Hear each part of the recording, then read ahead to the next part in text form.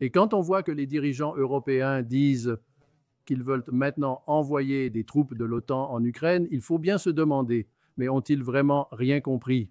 Toute cette guerre est due au fait que la Russie dit nous ne voulons pas de missiles et de troupes à notre frontière, de missiles et de troupes ennemies à notre frontière. Et eux, ils exigent maintenant, nous voulons ça. Et ils appellent ça ensuite une force de paix. Donc ici aussi, le mensonge dominant dans tout ce qui est dit. Les Russes ne peuvent pas considérer les missiles britanniques ou français, qui sont déjà utilisés, comme une force de paix, mais ces mensonges et cette propagande sont sans fin et ils s'imposent dans l'opinion publique. Il est regrettable qu'à présent, l'Europe gâche sa chance. Pour la première fois, un président américain est vraiment prêt à mettre fin à une guerre qui a considérablement nui à l'Europe. Et les Européens stupides font tout pour prolonger cette guerre qui leur nuit massivement. Nous avons une explication à cela. Donald Trump est généralement considéré comme très imprévisible. À quel point estimez-vous réelle la probabilité qu'il se réveille un matin et dise « Débrouillez-vous avec tout ce bazar, moi, j'abandonne. À partir de maintenant, vous achetez les armes chez nous. Et moi, je regarde tout ça tranquillement de loin. » C'est déjà ce qu'il fait. Il a aussi expliqué pourquoi il fait tout ça.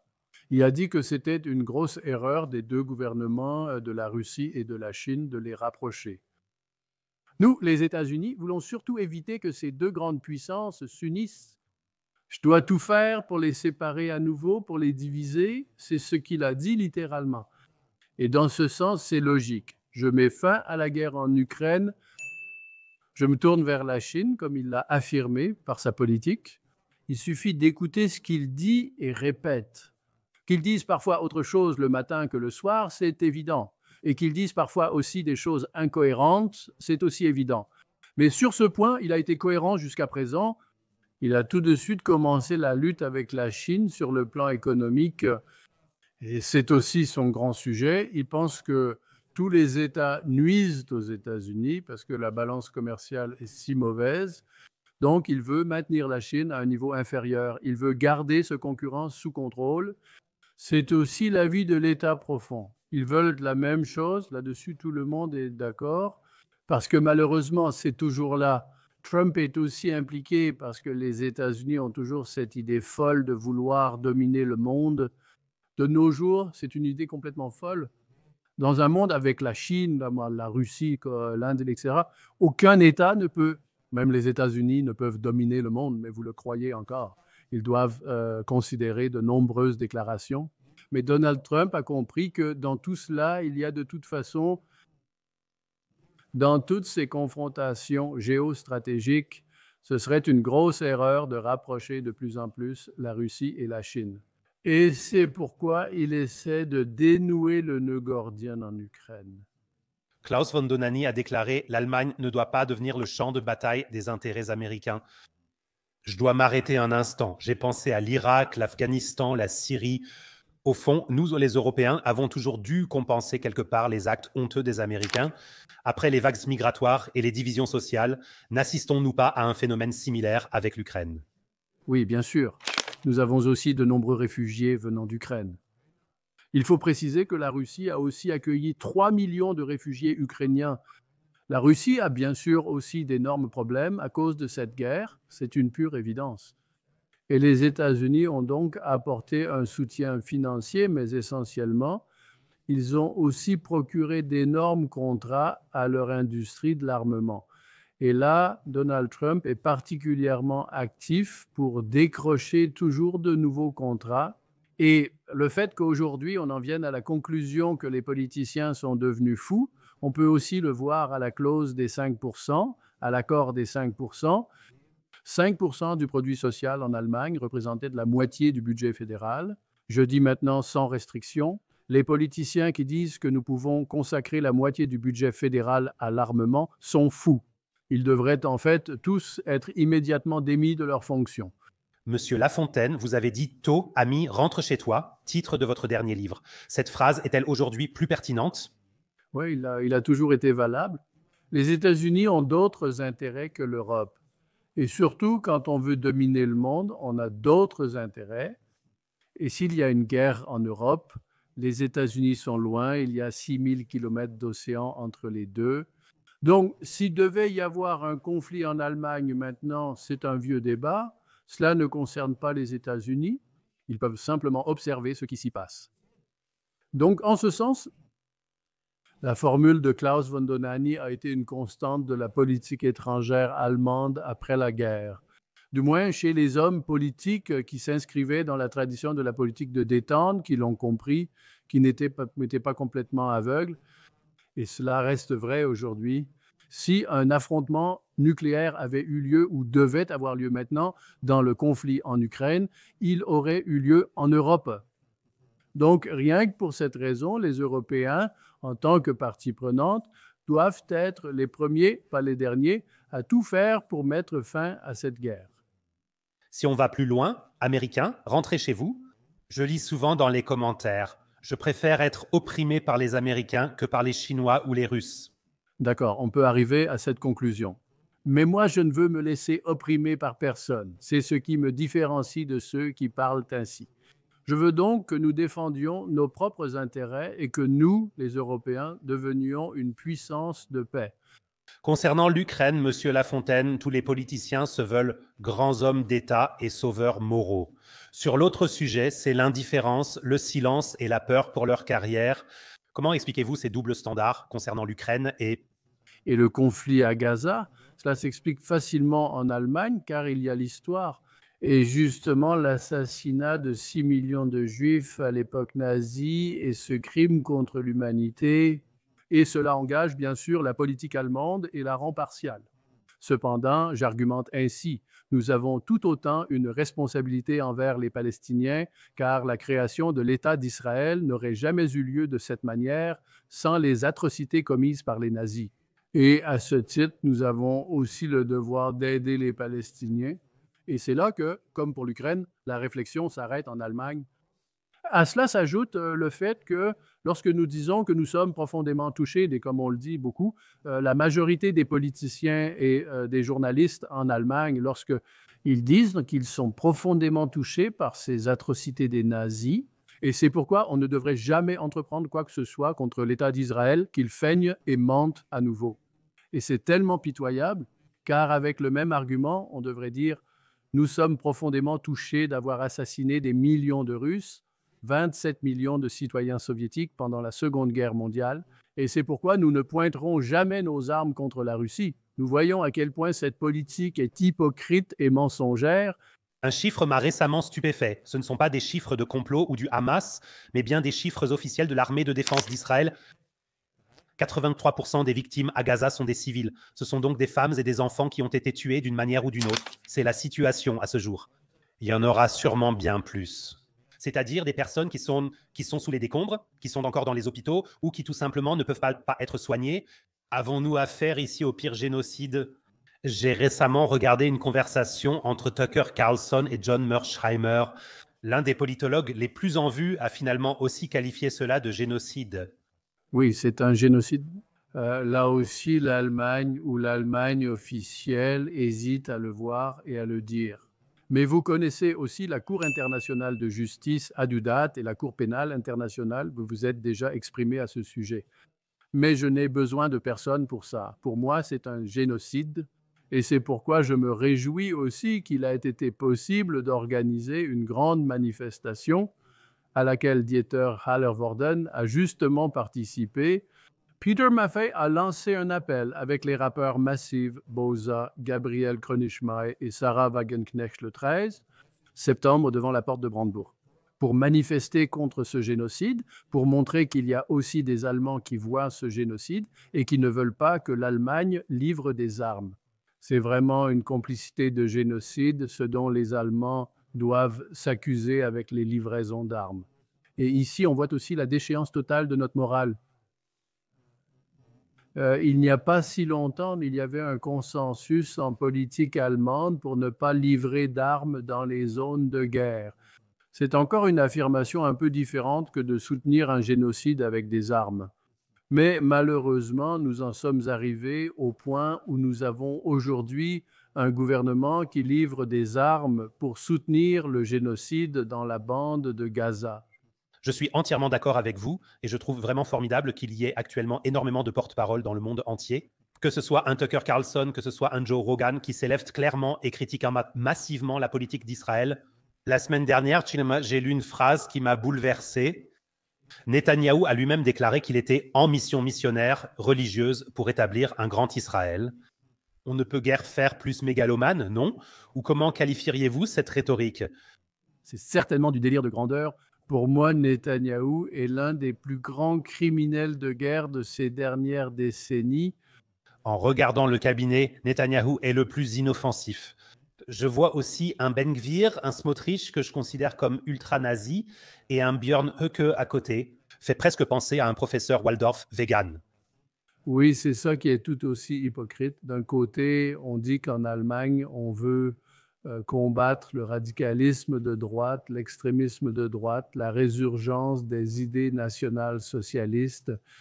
Quand on voit ces nazis au sein du gouvernement israélien, il faut bien le dire comme ça aujourd'hui, quand quelqu'un dit ah ben, ce sont des animaux, comme l'a dit le ministre de la Défense, et que c'est ainsi qu'on va les traiter. C'est un langage nazi. Si c'est cela, le gouvernement fédéral soutient cela et collabore avec ces gens-là. Tout cela est un exemple flagrant de l'énorme manque de crédibilité, de la grande hypocrisie et de l'accumulation de mensonges incroyables. Au début, Monsieur Lafontaine, vous avez mentionné le lobby israélien. Netanyahou a récemment laissé entendre qu'il comptait désormais cibler davantage les réseaux sociaux, c'est-à-dire lutter contre les fake news. Est-ce aussi le cas? Encore un signe que la vérité doit être étouffée à tout prix? Oui, bien sûr. En temps de guerre, on ment toujours. C'est un vieux proverbe, tout le monde le sait. Et aujourd'hui, nous avons 3 niveaux de guerre.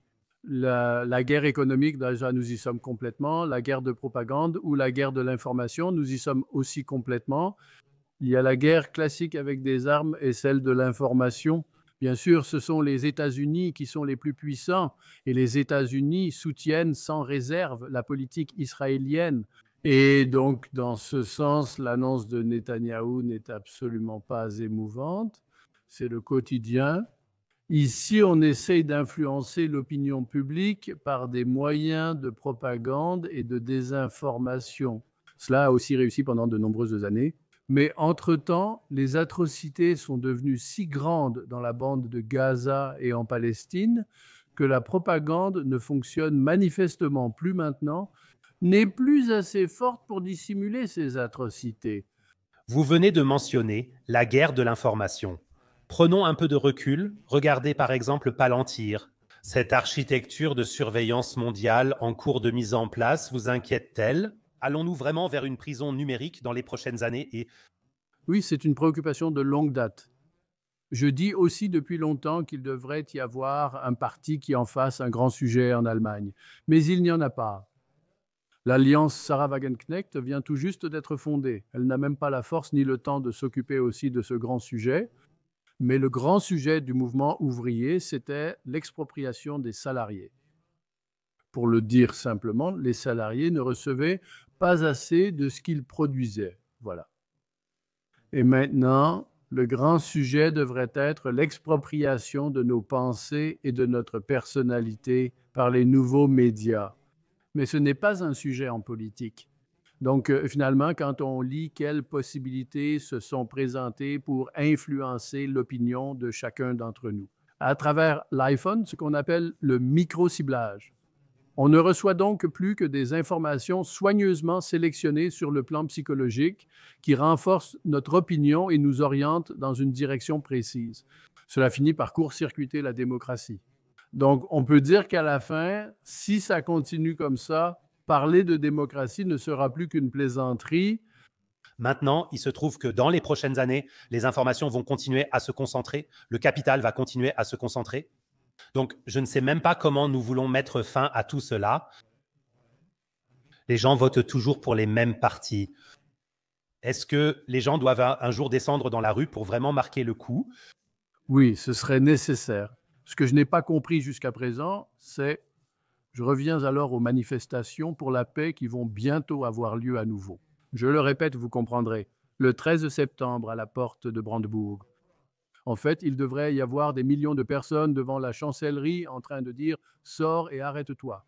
Arrête avec tes discours de guerre, ne nous mets pas en danger, ne fais pas en sorte que nos enfants et petits-enfants brûlent dans une guerre nucléaire. C'est exactement ce qu'il faudrait faire maintenant.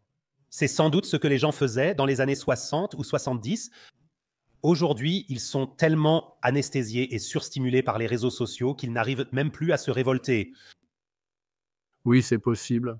Je ne suis pas non plus un expert pour juger de l'impact réel des réseaux sociaux sur le comportement et leurs conséquences. En tant que personne avec mon vécu, je ne peux qu'être étonné. J'ai assisté aux grandes manifestations au Hofgarten de Bonn et j'ai été orateur lors de la deuxième. À l'époque, des centaines de milliers de personnes ont manifesté contre l'installation de missiles en Allemagne sans temps d'alerte.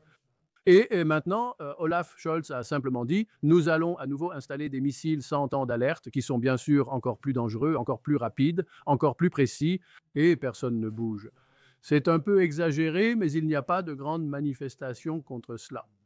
Donc, pour le dire ainsi, à ce moment-là, la tentative de fonder un nouveau parti avec l'alliance Sarah Wagenknecht a été couronnée de succès, même si ce n'était qu'un petit succès. Le fait que les deux gouvernements régionaux auxquels l'alliance Sarah Wagenknecht participe aient voté au niveau fédéral, au Bundesrat, contre des décisions qui justifient justement cette évolution vers le militarisme en Allemagne. Nous mettrons le lien de la manifestation pour la paix ci-dessous. Je soutiens cette initiative. J'ai grandi avec Dieter Hallervorden. Je soutiens Massive fortement Sarah Wagenknecht. Donc, de ce point de vue, il faut absolument être là le 12 ou le 13 septembre. À la porte de Brandebourg à 14 heures. D'accord. Monsieur Lafontaine, vous avez toujours combattu le néolibéralisme. Maintenant, il y a des pays comme l'Argentine avec Javier Milei où le mot d'ordre est moins d'État, plus de liberté. Cela semble fonctionner. L'Allemagne ne devrait-elle pas aussi réduire l'État? Oser. Il faut toujours l'examiner concrètement. Répondre, cela veut dire que je lis des choses différentes sur l'Argentine. Certains rapports, toujours guidés par des intérêts, sont euphoriques et louent tout ce qu'il fait là-bas. D'autres rapports affirment qu'il provoque d'importants dégâts et une dévastation sociale, et ils contestent aussi les chiffres qui sont fournis. Je ne peux pas répondre à cela depuis mon canapé, mais je peux m'appuyer sur mes décennies d'expérience et dire il y a toujours des situations où l'on peut dire que l'État est allé trop loin, que l'État n'aurait même pas dû intervenir. Donc, cela signifie que c'est toujours un combat quotidien. Où l'État doit-il intervenir et où ne doit-il pas intervenir? On peut dire en général que dans la mesure du possible, beaucoup de choses devraient être organisées de manière privée, là où l'État n'est vraiment pas nécessaire. Mais il y a des domaines où l'on a besoin de l'État, comme l'école, la santé ou encore la police et certaines données. Là, on ne peut pas privatiser. Et toutes les tentatives de privatiser dans ces domaines n'ont jamais bien fonctionné. Ou prenez aussi le chemin de fer, c'était aussi un sujet, que le chemin de fer devait être privatisé. Nous avons vu au Royaume-Uni, à l'époque de Tony Blair, quel désastre cela a provoqué. Et maintenant, il y a un problème, c'est que l'État échoue souvent avec la Deutsche Bahn. L'État est en effet le propriétaire de la Deutsche Bahn. Et pourtant, la Deutsche Bahn a cela. Pourtant, la Deutsche Bahn affiche des résultats nettement plus mauvais que la moyenne européenne. Et voilà le problème. Vous devez, car lorsque l'État est propriétaire de l'entreprise, vous devez vous assurer que l'interaction entre conseil d'administration, politiciens et personnel aboutit à des décisions qui sont dans l'intérêt des individus, mais pas dans l'intérêt de la communauté. Je pourrais vous en parler, ayant été président du conseil de surveillance d'entreprises communales, etc. Et il faut donc s'assurer structurellement que ce qui s'est passé à la Deutsche Bahn ne soit justement pas possible. Depuis 2015, Monsieur Lafontaine, diriez-vous que trop de personnes non qualifiées ont intégré le système social et contribué à l'érosion des systèmes sociaux? Bien sûr, c'est une question très simple. Toute personne concernée par l'immigration dira qu'il faut aider ceux dans le besoin. Tout le monde le dit. Mais maintenant, la question morale entre en jeu. Quelqu'un qui vient du terrain, comme moi, qui en tant que maire, a dû parfois libérer des salles, par exemple quand les rapatriés sont arrivés, et ainsi de suite, ou encore plus tard, lors des vagues de réfugiés. Il sait qu'il y a une seconde phrase qui dit, à partir d'un certain point, nous devons dire que nous ne pouvons plus accueillir. Et c'est la grande question. Après, il ne reste plus que la moralisation. Tu es sans cœur, tu es je ne sais quoi, bon ou méchant, mais on ne résout pas les problèmes politiques ainsi. Il faut aussi des salles, mais le vrai problème, ce sont les écoles. Celui qui se retrouve ensuite dans cette situation à l'école primaire, dire que nous devons continuer à accueillir des personnes qui auront des enfants, alors que plus de la moitié des enfants ne parlent pas allemand, est totalement irresponsable ou stupide. Je ne sais pas comment le dire autrement. Nous avons donc besoin d'une limitation de la migration.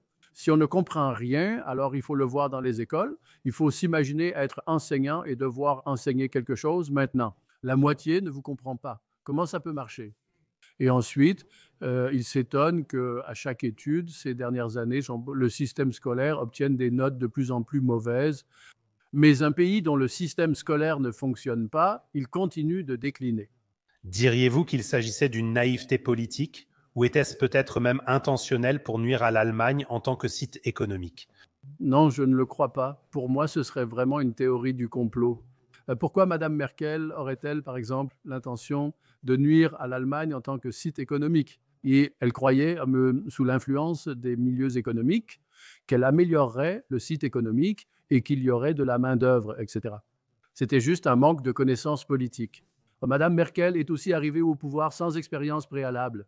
Elle n'avait pas été maire pendant longtemps dans une commune quelconque pour connaître ces problèmes-là. Bon, alors elle était là à Kulm, mais les problèmes locaux, elle les connaissait trop peu, et c'est pour ça qu'elle n'a probablement pas compris quels problèmes surgissent dans le domaine du logement, dans le domaine scolaire, et ainsi de suite. J'ai ici une deuxième question de la communauté. Lorsque vous réfléchissez à tant de décennies de politique, Oscar Lafontaine, pourquoi n'avez-vous jamais réussi à rassembler un large mouvement majoritaire derrière vous? Étiez-vous trop radical ou trop dogmatique? Il faut nuancer cela. Dans la région, j'avais des majorités, ici en Sarthe, que personne n'a plus jamais atteintes depuis. J'ai eu une fois 54, quelques pourcents, donc c'est déjà un chiffre qu'on peut considérer comme une majorité, et avec une participation électorale très très élevée, ce qui ne fonctionne plus aujourd'hui non plus. Dans la commune aussi, des majorités absolues. Au niveau fédéral, c'est comme ça qu'en 1998, nous avions la majorité. Et il est généralement dit que j'y ai contribué. Mais cette majorité n'a pas abouti à ce que je considérais comme juste. Et cela serait à nouveau un grand sujet de discussion. Dans quelle mesure un gouvernement fédéral peut-il agir contre les intérêts et les structures de pouvoir existants? C'est un sujet pour Trump. Nous en avons parlé. C'était aussi un sujet pour la politique fédérale. Et là, par exemple, une remarque, parce qu'Eisenhower ou son rédacteur de discours l'avait déjà compris. Je vais être un peu méchant, mais l'industrie de l'armement est déjà devenue si puissante dans certains États qu'elle détermine de plus en plus la politique. On doit se demander à quoi ça ressemble chez nous, par exemple. Et là, je dois dire, l'industrie de l'armement, puisque nous en avons parlé, devrait toujours être nationalisée. Parce que je ne crois pas que Poutine ou Xi, les deux méchants de la politique mondiale, soient soudoyés par l'industrie de l'armement ou forcés de faire ceci ou cela. Alors qu'aux États-Unis, par exemple, Jimmy Carter, l'un des présidents américains les plus importants à mes yeux, a dit « Nous sommes un pays avec une corruption politique sans limite ». Et c'est déjà un jugement accablant, surtout lorsqu'il s'agit de guerre et de paix. Oscar Lafontaine, pour finir, 3 recommandations concrètes pour aider nos téléspectateurs à s'orienter dans ce monde agité et fragmenté, pour gagner clarté et autonomie. Essayez de développer votre propre façon de penser. Je le dis consciemment ainsi. Essayez toujours de rester dans la vérité. Je parle aussi d'essayer parce que je sais à quel point c'est difficile selon les circonstances. Et puis planter toujours un petit pommier. Donc, malgré tout, vous ne cessez jamais de croire en un avenir pour l'humanité. Vous l'avez très bien dit, Monsieur Lafontaine. Je pourrais vous écouter longtemps. Pour moi, c'était vraiment un très beau cadeau de pouvoir parler avec quelqu'un qui a toujours fait preuve d'intégrité en politique, même lorsque cela devenait inconfortable.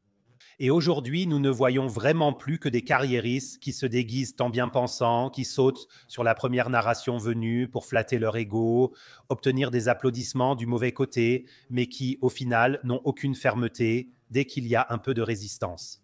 Et je trouve que c'est ça, la différence entre une icône et un opportuniste. C'est pourquoi des voix comme la vôtre résonnent toujours aujourd'hui. Merci beaucoup et tous mes vœux pour la SAR. Je vous remercie également et je vous souhaite aussi tout le meilleur.